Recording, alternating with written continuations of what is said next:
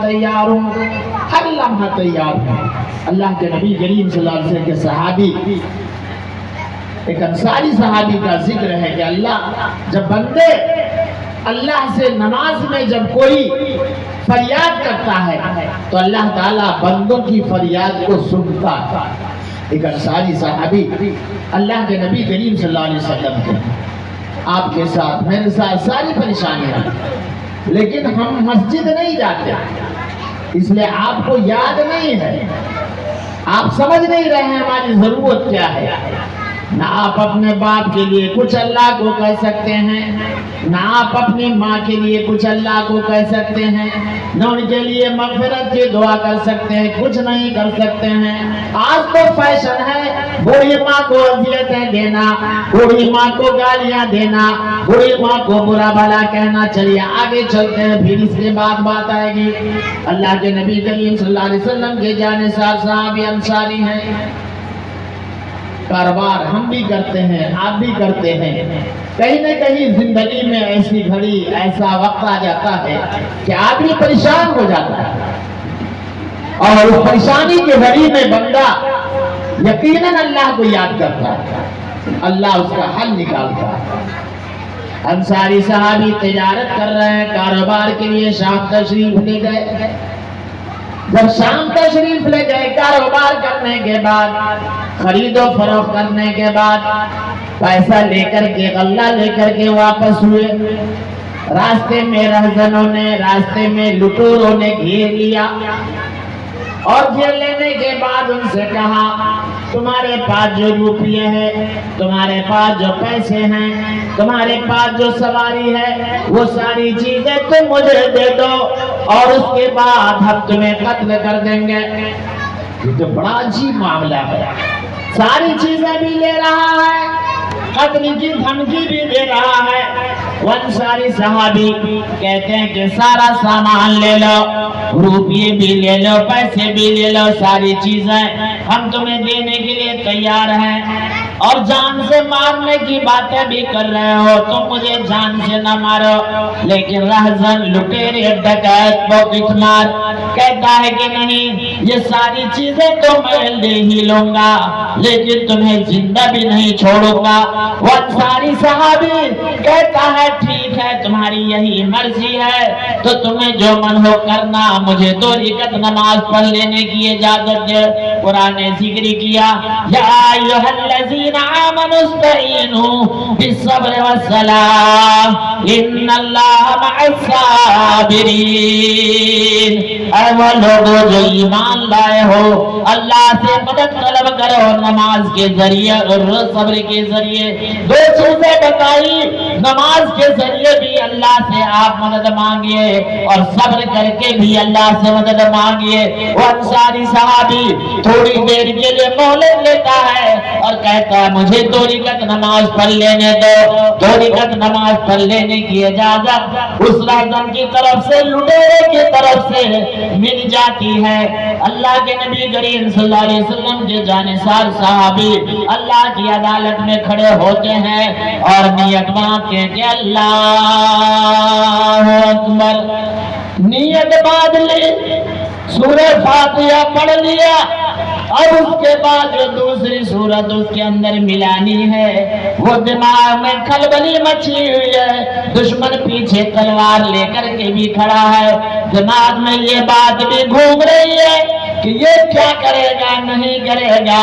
اب قرآن کی دوسری آیت جن کو جوڑنی ہے ان کے دماغ میں بات نہیں آ رہی ہے، اچانک ان کے دماغ میں قرآن کی آیت آئی کہ مَن یجیب المضطر اذا دعاہ ویکشف السوء ویجعلکم خلفاء الارض اَإِلٰہٌ مَّعَ اللہِ قَلِيلًا مَّا تَذَکَّرُونَ۔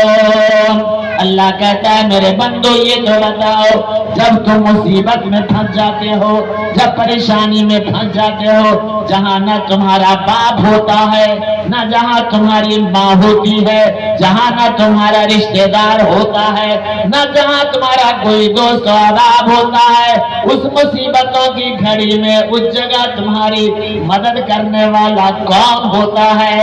اس جگہ مدد کرنے والا وہ اللہ کی ذات ہی تو ہوتا ہے جو عرش کی کرسی پر جلوہ گر ہے۔ وہ اللہ تعالیٰ عرش کی کرسی پر جلوہ گر ہے، اپنے بندوں کی مدد کرتا ہے۔ یہ آیت پڑھی، پڑھنے کے بعد نماز مکمل کیا، جب مکمل کی سجدے میں گئے اور سجدے میں جا کر کے انہوں نے اللہ سے ایک دعا کی، اللہ سے یہ دعا کی، یا ودود یا ذل عرش المجید یا فعال لما یرید اسألک بعزتک الذی لا یرام وبملکک الذی لا یضام وبنورک الذی ملأ ارکان عرشک ان تکفینی شر ھذا اللص یا مغیث اغثنی یا مغیث اغثنی یا مغیث اغثنی۔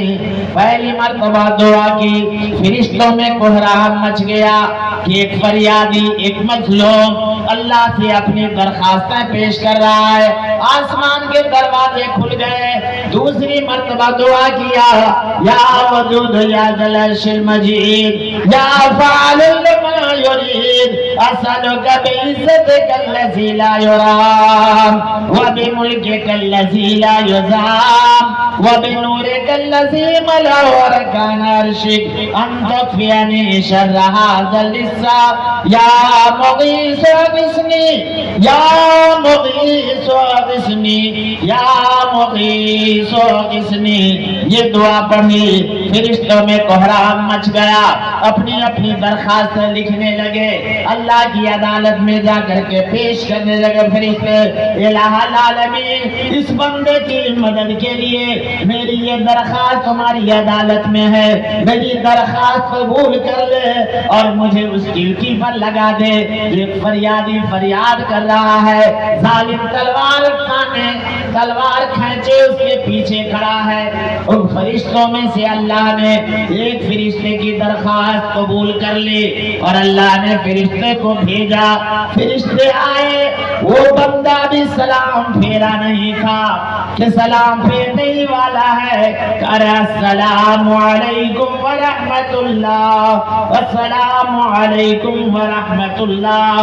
ننگی تلوار لے کر اللہ کا فرشتہ اس رازن ڈاکو کو جو قتل کر دیتا ہے، اس کے سامنے بڑا پڑا ہوتا ہے، تیزی کے ساتھ وہ اللہ کا فرشتہ وہاں سے نکلنے کی کوشش کرتا ہے، لیکن وہ انصاری صحابی جس نے اللہ سے فریاد کی تھی، اپنی مصیبتوں کا اظہار کیا تھا، اپنی تکلیفوں کا اظہار کیا تھا، وہ کہتا ہے، ان کو پکڑ لیتا ہے، کہتا ہے تم پہلے یہ تو بتاؤ تم کون ہو، کس کام کے لیے آئے؟ وہ اللہ کا فرشتہ کہتا ہے، وہ اللہ کے بندے، سب سے پہلے تم اپنے دشمن کو دیکھو کہ تمہارا دشمن تمہارے سامنے مڑا پڑا ہے کہ نہیں مڑا پڑا ہے۔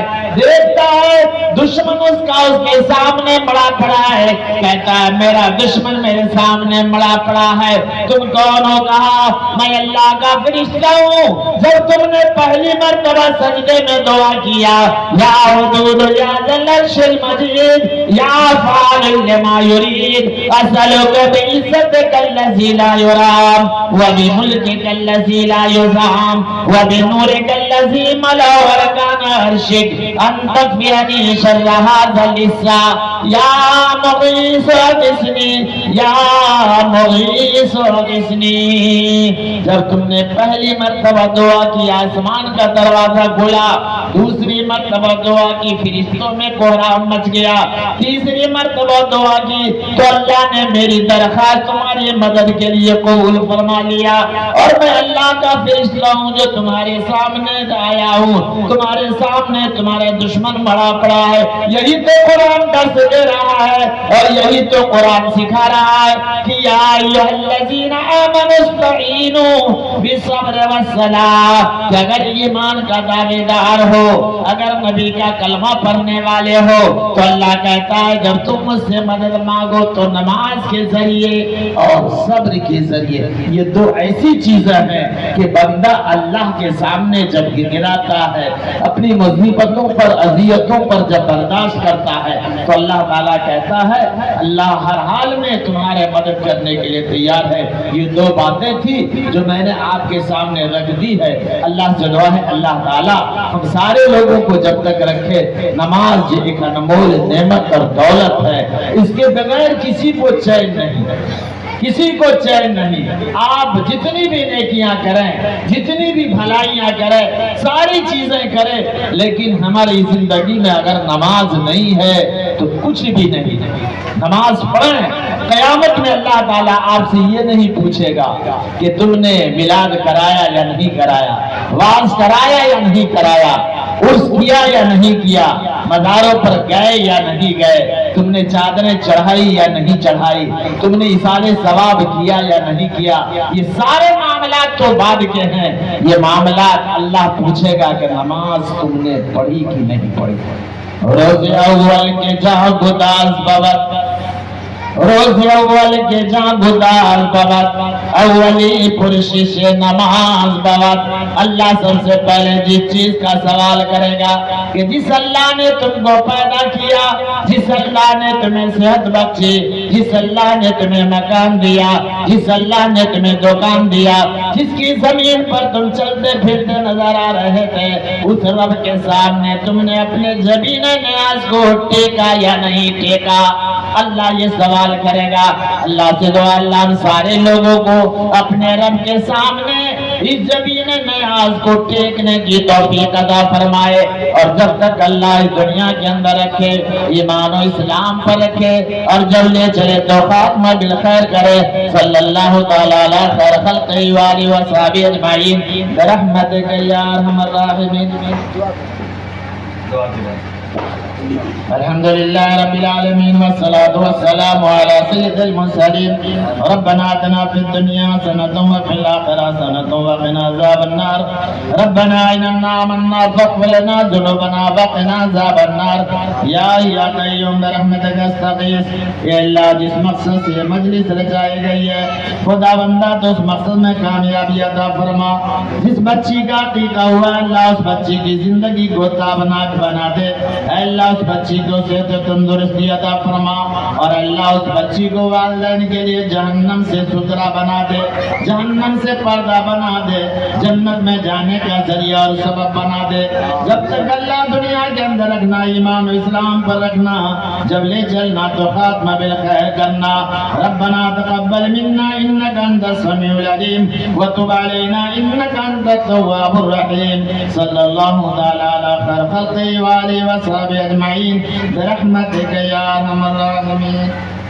آمین یا رب العالمین۔ جزاکم اللہ احسن الجزاء۔ فضیلت الشیخ عزت مآب جناب عبد السبحان اصلاحی حفظہ اللہ و تولہ صدر محفل کی خطابت و کلمات دعائیہ کلمات کے ساتھ آج کے فلاح گنج چوراہا محلہ ڈوڈھا جے نگر مدھوبنی بہار الہند کے پروگرام کے اختتام کا اعلان کیا جاتا ہے۔ ساتھ ہی